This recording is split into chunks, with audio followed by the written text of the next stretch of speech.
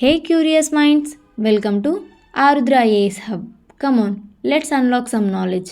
ఇవాళ మన topic natural hazards and disaster management. Natural hazards అంటే ఏంటి? ప్రకృతిలో సహజంగా జరిగే భౌతిక ప్రక్రియలను న్యాచురల్ హజార్డ్స్ అంటారు. ఉదాహరణకి భూకంపాలు, వరదలు, సైక్లోన్, కరువు లాంటివి. ఇవన్నీ కూడా మనిషి జీవితం మరియు ఆస్తికి పెద్ద నష్టం కలిగించినప్పుడు అవి డిజాస్టర్గా మారుతాయి. ఈ డిజాస్టర్స్ వల్ల ప్రాణ నష్టం, ఇల్లు, పొలాలు నష్టం అవుతాయి. అందుకే ఇలాంటి సిచ్యువేషన్స్లో ఎలా సేఫ్గా ఉండాలి, ఎలా హెల్ప్ చేయాలి అని తెలుసుకోవడమే ఇంపార్టెంట్. ఈ విషయాలన్నింటినీ కలిపి డిజాస్టర్ మేనేజ్మెంట్ అంటారు. సింపుల్గా చెప్పాలంటే డిజాస్టర్స్ వల్ల నష్టాన్ని తగ్గించడం మరియు ప్రజలకి రక్షించడంనే డిజాస్టర్ మేనేజ్మెంట్ అంటారు. ఇప్పుడు డిజాస్టర్ అనే వర్డ్ గురించి తెలుసుకుందాం. డిజాస్టర్ అనే వర్డ్ ఒక ఫ్రెంచ్ వర్డ్ నుంచి వచ్చిందనమాట. డిజాస్ట్రీ నుంచి వచ్చింది. డెస్ అంటే బ్యాడ్, ఆస్టర్ అంటే స్టార్, అంటే బ్యాడ్ లేదా ఈవిల్ స్టార్ అని. సింపుల్గా చెప్పాలంటే కమ్యూనిటీ ఓన్ రిసోర్సెస్తో హ్యాండిల్ చేయలేని లెవెల్లో లాస్ వస్తే దాన్నే డిజాస్టర్ అంటారు. అసలు ఈ డిజాస్టర్ ఎలా జరుగుతుంది? హజార్డ్ ప్లస్ వల్నరబిలిటీ కలిస్తేనే డిజాస్టర్ ఫామ్ అవుతుంది. అంటే for example floods, earthquakes, cyclones ఇవన్నీ హజార్డ్స్ అనమాట. Poor infrastructure, lack of awareness ఇవి వల్నరబిలిటీ. సో వీటి రిజల్టే డిజాస్టర్ అనమాట. అంటే డెజర్ట్లో ఎర్త్క్వేక్ జరిగినా అది డిజాస్టర్ కాదు, ఎందుకంటే అక్కడ పీపుల్ ఉండేవాళ్ళు ఇంపాక్ట్ అవ్వరు కాబట్టి. ఈ డిజాస్టర్ ఫార్మేషన్ గురించి చూస్తే మనం వల్నరబిలిటీ సైడ్లో అసలు దీనికి కాజెస్ ఏంటంటే లిమిటెడ్ యాక్సెస్ రిసోర్సెస్కి, illness, disabilities, poverty, lack of institutions, education, population expansion, urbanisation, uncontrolled development, environmental degradation, dangerous location, dangerous buildings ఇవన్నీ అనమాట. అదే హజార్డ్ సైడ్ చూసుకుంటే ట్రిగర్ ఈవెంట్స్ ఏవేంటివంటే earthquakes, tsunamis, floods, cyclones, volcanic eruptions, drought, landslide, wars ఇవన్నీ కూడా hazard అనమాట.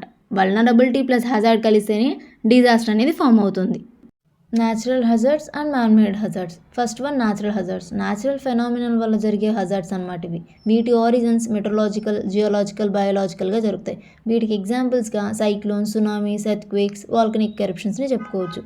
Land slides, floods, droughts, fires ఇవన్నీ కూడా సోషియో న్యాచురల్ హజార్డ్స్ అనమాట. ఎందుకంటే ఇక్కడ న్యాచురల్గా ప్లస్ మ్యాన్ మేడ్ రీజన్స్ కూడా కలిసి ఉంటాయి కాబట్టి. ఎగ్జాంపుల్గా చెప్పాలంటే ఫ్లడ్స్ అనే దానికి కారణం ఏంటి? Heavy rains plus drainage blockages. అదే ల్యాండ్ స్లైడ్కి చూసుకుంటే రెయిన్స్ ప్లస్ డీఫారెస్టేషన్ అనమాట. Second one man made hazards. Human negligence వల్ల జరిగే హజార్డ్స్ అనమాట ఇవి ఎక్కువగా ఇండస్ట్రీస్, ఎనర్జీ జనరేషన్ ఫెసిలిటీస్తో అసోసియేట్ అయి ఉంటాయి. వీటికి examples explosions, toxic waste leakage, pollution, dam failure, wars, civil wars అనమాట. అండ్ టైప్స్ ఆఫ్ హజార్డ్స్ చూసుకుంటే geological hazards, water and climatic hazards, environmental hazards, biological hazards. So వాటికి ఎగ్జాంపుల్స్ చూద్దాం. Geological hazards అంటే earthquake, tsunami, volcanic eruption, landslide, dam burst, mine fire అనమాట.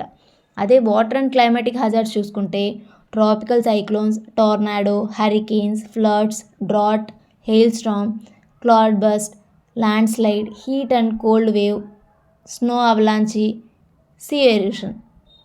అదే environmental hazards చూసుకుంటే environmental pollution, deforestation, desertification. లాస్ట్గా biological hazards. ఇవి human or animal epidemics, pest attacks, pest infection, food poisoning and weapons or mass destruction. Next disaster management cycle. దీంట్లో disaster risk management అంటే ఏంటంటే disaster ముందు, disaster టైంలో, disaster తర్వాత అన్ని activities, programmes, measures అనమాట. అంటే before disaster, during a disaster, after a disaster ఏం చేయాలనేవి. So first one before a disaster, pre disaster అంటారు. దీని గోల్ ఏంటి? లాస్ని రెడ్యూస్ చేయడం అనమాట. ఇక్కడ ఏమేమి యాక్టివిటీస్ చేస్తారంటే అవేర్నెస్ క్యాంపెయిన్స్ చేస్తారు, స్ట్రెంగ్తన్ చేస్తారనమాట వీక్ స్ట్రక్చర్స్ని, household and community disaster plans చెప్తారు. ఈ స్టేజ్లోనే మిటిగేషన్, ప్రిపేర్నెస్ ఉంటాయి. Second one during a disaster. Disaster occurrence అప్పుడు దీని గోల్ విక్టిమ్ నీడ్స్ని మీట్ అవ్వడం, సఫరింగ్ని మినిమైజ్ చేయడం. ఇక్కడ ఏమేమి యాక్టివిటీస్ జరుగుతాయంటే ఎమర్జెన్సీ రెస్పాన్స్ అనేది చూడొచ్చు, రెస్క్యూ, రిలీఫ్ అనేది చూస్తాం అనమాట. థర్డ్ వన్ ఆఫ్టర్ ఈ డిజాస్టర్ అంటే పోస్ట్ డిజాస్టర్. ఇక్కడ ఎర్లీగా రికవరీ, రీహాబిలిటేషన్ అనేది చూస్తాం. ఇక్కడ ఏం యాక్టివిటీస్ రెస్పాన్స్, రికవరీ, రీహాబిలిటేషన్ జరుగుతాయి. అండ్ డిజాస్టర్ మేనేజ్మెంట్ చూసుకుంటే ప్రీ డిజాస్టర్, దీన్నే రిస్క్ రిడక్షన్ అని కూడా అంటారు. ఇక్కడ mitigation, preparedness, hazard mapping, vulnerability assessment అన్నీ జరుగుతాయి. డిజాస్టర్ స్ట్రైక్స్, పోస్ట్ డిజాస్టర్లో రెస్పాన్స్ అండ్ రిలీఫ్ అంటే ఇక్కడ search, rescue, food, water, shelter, clothes, medical care, short term అంతా కూడా పోస్ట్ డిజాస్టర్లో జరుగుతుంది. నెక్స్ట్ రీహాబిలిటేషన్, ఇక్కడ restore basic services, weeks to months ఉంటుంది దీని duration. Reconstruction, full resumption of services, preventive measures ఉంటాయి. ఇది మంత్స్ టు ఇయర్స్ వరకు జరుగుతుంది దీని డ్యూరేషన్. ఇప్పుడు ఆ న్యాచురల్ హజార్డ్స్ గురించి డీటెయిల్గా చూద్దాం. First one floods. ఫ్లడ్స్ అంటే ఏంటి? ఫ్లడ్స్ అంటే సాధారణంగా ఉన్న ప్రదేశంలో కూడా నీటిని ఓవర్ఫ్లో చేసి భూమిని మునిగిపోయేలా చేసే వాటిని ఫ్లడ్స్ అంటారు. అంటే రివర్, లేక్, డ్యామ్, సీ లేదా హెవీ రెయిన్ వల్ల వాటర్ కంట్రోల్ తప్పి బయటికి వచ్చినప్పుడు మారేవే ఫ్లడ్స్ అనమాట. ఈ ఫ్లడ్స్ అనేది న్యాచురల్ హజార్డ్, కానీ మనం చేసే హ్యూమన్ యాక్టివిటీస్ వల్ల వాటిని డిజాస్టర్గా చేంజ్ చేస్తున్నాం అనమాట. నార్మల్గా ఫ్లడ్స్ అంటేవి న్యాచురల్ ప్రాసెస్ వల్ల వస్తాయి. బట్ ఫ్లడ్ డిజాస్టర్ అంటే హ్యూమన్ ప్లస్ న్యాచురల్ ఫ్యాక్టర్స్ కలిసినప్పుడు వస్తాయన్నమాట. ఈ ఫ్లడ్స్ అనేవి ఎలా వస్తాయి, అసలు ఎలా జరుగుతాయి అంటే ఫ్లడ్స్ జరగడానికి మెయిన్గా వాటర్ వాల్యూమ్ ఎత్తు అబ్జర్వ్ చేసుకోలేకపోవడం వల్ల వస్తాయన్నమాట. దీని ప్రాసెస్ ఏంటంటే ఫస్ట్ ఆఫ్ ఆల్ హెవీగా రెయిన్ఫాల్ పడుతుంది. ఆ రెయిన్ఫాల్ని భూమి అబ్జర్వ్ చేసుకునే కెపాసిటీ ఎక్సీడ్ అవుతుంది. ఈ ఎక్సీడ్ అయిన వాటర్ రివర్స్, స్ట్రీమ్స్, లేక్స్ వాటి నుంచి ఫ్లో అవుతుంది. రివర్స్ క్యారింగ్ కెపాసిటీ అనేది క్రాస్ అయిన తర్వాత ఓవర్ఫ్లో అవుతుంది. ఆ ఓవర్ఫ్లో అయిన వాటినే ఫ్లడ్స్ అంటాం.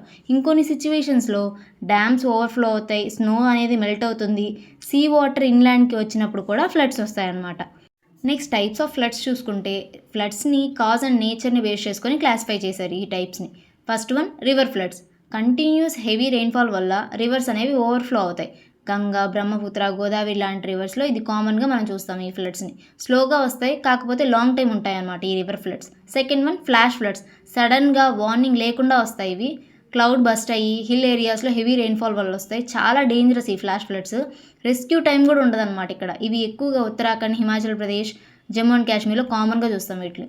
Third one coastal floods. Sea water ఇన్లాండ్కి వచ్చినప్పుడు చూస్తాం వీటిని. సైక్లోన్, స్టార్మ్, సర్జెస్, సునామీస్ వల్ల వస్తాయి. ఇవి ఎక్కువగా కోస్టల్ ఆంధ్ర, ఒడిస్సా, తమిళనాడులో కామన్గా చూస్తాం. Fourth one urban floods. సిటీస్లో డ్రైనేజ్ ఫెయిల్యూర్ వల్ల వస్తాయి. రోడ్స్ అండ్ బేస్మెంట్స్లో వాటర్ అనేది ఫిల్ అయిపోద్ది. ఇది హైదరాబాద్, చెన్నై, బెంగళూరులో చూసుకోవచ్చు మనం. Next pluvial floods.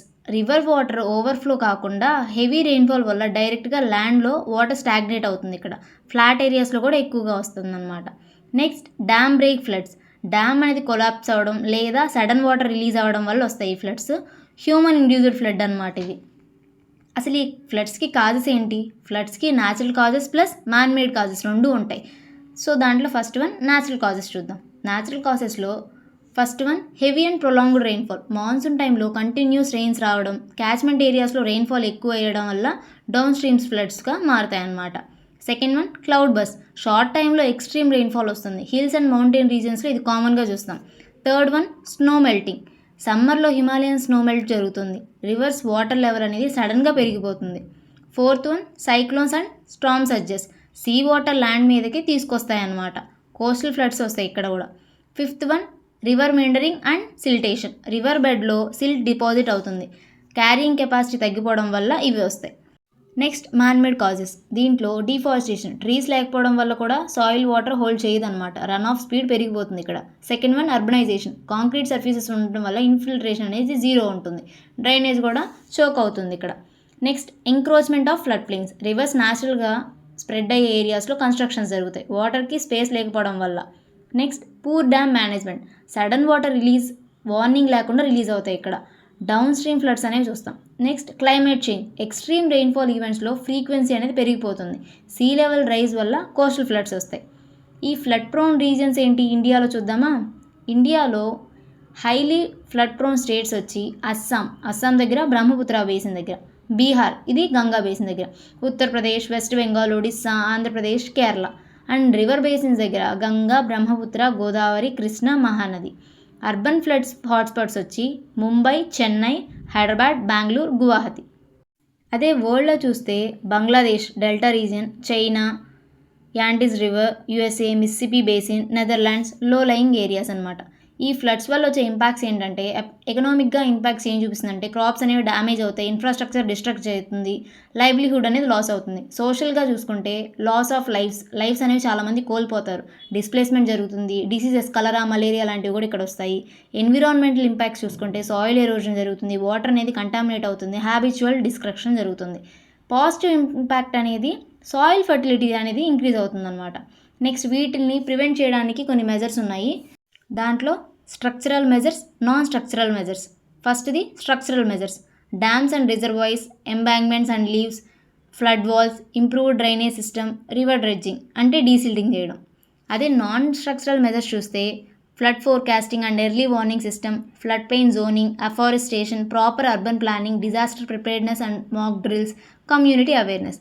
ఈ ఫ్లడ్ మేనేజ్ కోసం ఇండియా తీసుకున్న ఇనిషియేటివ్స్ చూస్తే NDMA national disaster management authority, IMD rainfall forecasting అనమాట, central water commission flood alerts, state disaster response forces, flood control project like dam rehabilitation programme, ఇవి అనమాట main.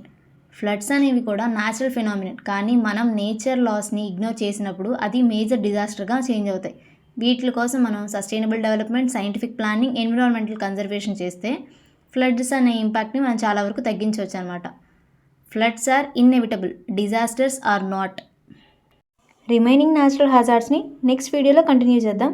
Thanks for watching.